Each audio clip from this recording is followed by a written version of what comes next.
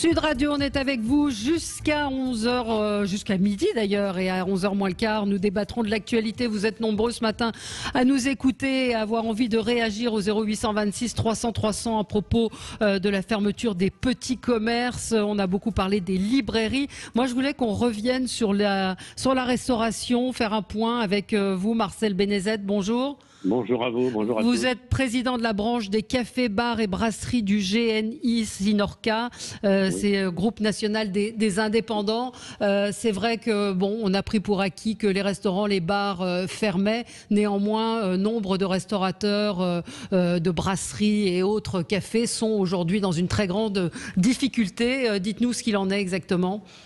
Ben, la difficulté, comme vous l'avez dit, elle est là, elle est grande, parce qu'aujourd'hui, si vous voulez, ils sont fermés déjà. Quelques-uns vont faire de la vente emportée, alors ça va être le patron et la patronne qui vont le faire avec un cuisinier, mais ça va pas nourrir son homme, comme on dit chez nous, hein, parce que ça va.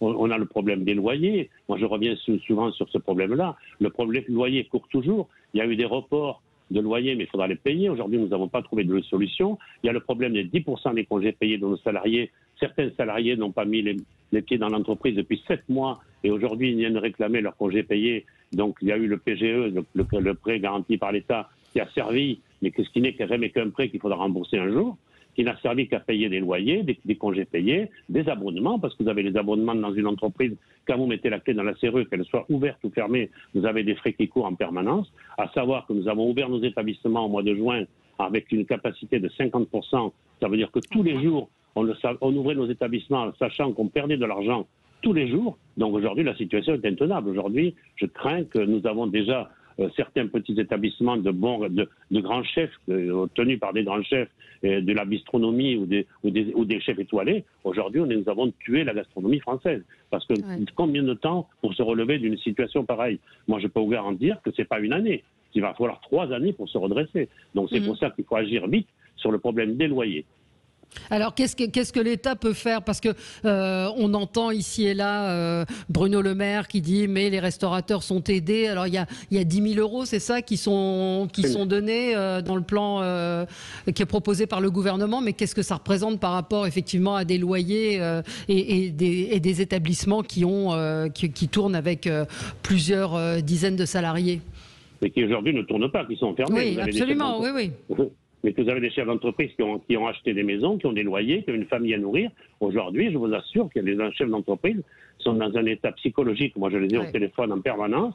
Je peux vous assurer que nous allons vers une catastrophe sanitaire qui sera plus forte, à mon avis, que le coronavirus. Parce qu'aujourd'hui, les chefs d'entreprise, et Dieu sait, en France, je pense sur la région parisienne, et en France, 60 000 commerces, tout commerce confondu. Vous avez l'habillement qui est touché, vous avez la restauration, n'en parlons pas, c'est une catastrophe.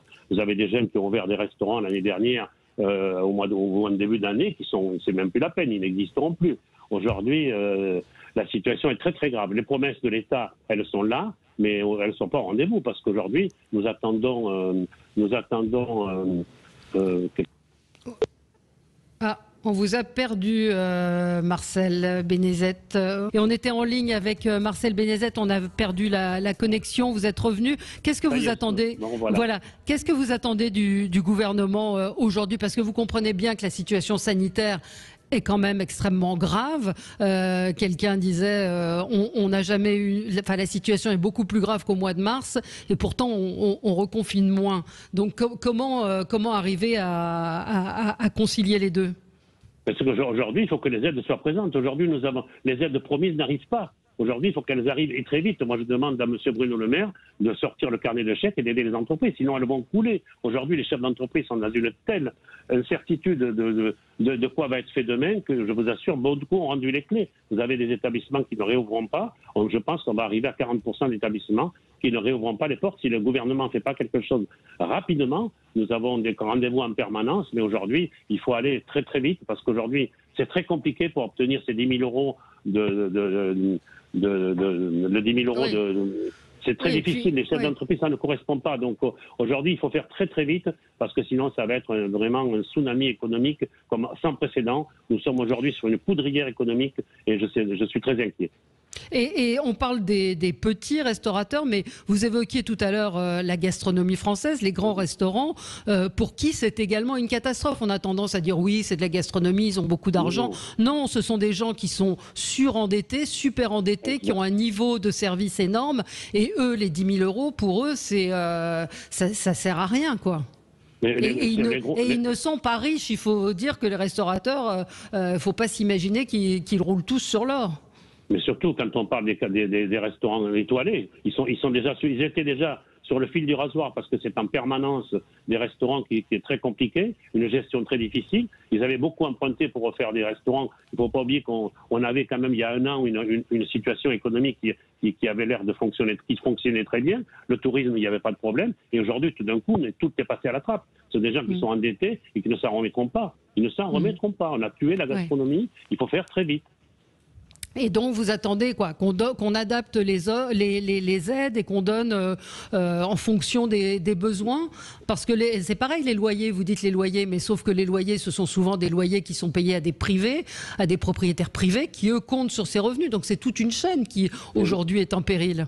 Il faut réactiver, moi je travaille dessus, il faut réactiver la commission des baux commerciaux, se mettre autour de la table, parce que effectivement c'est du droit privé. Ce sont deux personnes responsables qui sont mises autour d'une table et qui ont signé un bail commercial. Aujourd'hui, il faut peut-être réouvrir, trouver une période transitoire de 3 années, parce qu'il ne faut pas croire ça va durer 3 ans. Le propriétaire, si son établissement ferme, qui est propriétaire d'un bas d'immeuble, d'un pied d'immeuble, et l'établissement va être fermé, il ne pense pas retrouver un client avant 3 ou 4 ans, peut-être voire plus. Aujourd'hui, moi je vous assure que dans Paris, vous avez des endroits où les rideaux sont fermés, ne sont pas prêts de se réouvrir. Donc je pense qu'il faut se mettre autour de la table, trouver des solutions. On peut les trouver, mais il faut s'adapter, il faut que chacun y mette du sien, que ce soit les preneurs, les bailleurs et les preneurs, hein. Il faut trouver une solution. Moi je travaille dessus en ce moment pour trouver des solutions. C'est pas évident, c'est du droit privé. Il va falloir qu'on ait besoin de l'État, trouver une solution, un véhicule administratif et trouver une solution, parce que sinon on n'y arrivera pas. Ça va être une catastrophe. Oui, et donc vous êtes en contact avec qui? Avec des représentants de l'État? Qu'est-ce qu'on vous répond? Parce que c'est la même chose pour les libraires et pour les petits commerces. C'est une sorte de fin de non-recevoir tout de même. Tout à fait, on était encore reçus la semaine dernière et on était reçus encore hier. Vendredi avec M. Bruno Le Maire. Je peux vous assurer que la situation, on a l'impression de ne pas avancer. Je crois des fois je me dis, mais ils sont hors sol, ils ne se rendent pas compte de la situation. Pourtant, je connais bien M. Bruno Le Maire. On a eu les gilets jaunes, mais qu'est-ce qu'on a eu depuis? On sort quand même depuis 5 ans de catastrophe sur catastrophe. Aujourd'hui, il n'y a pas de trésorerie. Je suis très inquiet du commerce national, parce que c'est quand même tout le pays qui va être impacté, que ce soit du petit village de France ou même dans les grandes villes. Et dans les grandes villes, ça va être terrible. Et derrière, tous les emplois, parce qu'aujourd'hui, nous représentons énormément d'emplois sur le tourisme. C'est plus de 2 millions d'emplois directs, et indirects, ça peut représenter 3 millions. Vous avez une chaîne alimentaire, vous avez Rungis, vous avez les fournisseurs. C'est ce qu'il faut évoquer. Les gens ont tendance à voir les serveurs, les chefs dans les restaurants, mais ça veut dire tous les producteurs, tous ceux à qui vous achetez des produits, qui aujourd'hui se retrouvent à ne plus avoir aucune vente. Écoutez, on prendra de vos nouvelles régulièrement. On a besoin de vous, de nos restaurateurs, et il y a les click and collect, comme vous l'avez dit, c'est-à-dire commander et aller chercher dans les restaurants. C'est pas ça qui va vous sauver, mais ça aide tout de même à sortir un tout petit peu la tête de l'eau. Merci Marcel Bénézet d'avoir été avec nous. On se retrouve tout de suite pour commenter l'actualité, ce reconfinement pour le moins compliqué, et puis la minute d'hommage à Samuel Paty. À tout de suite.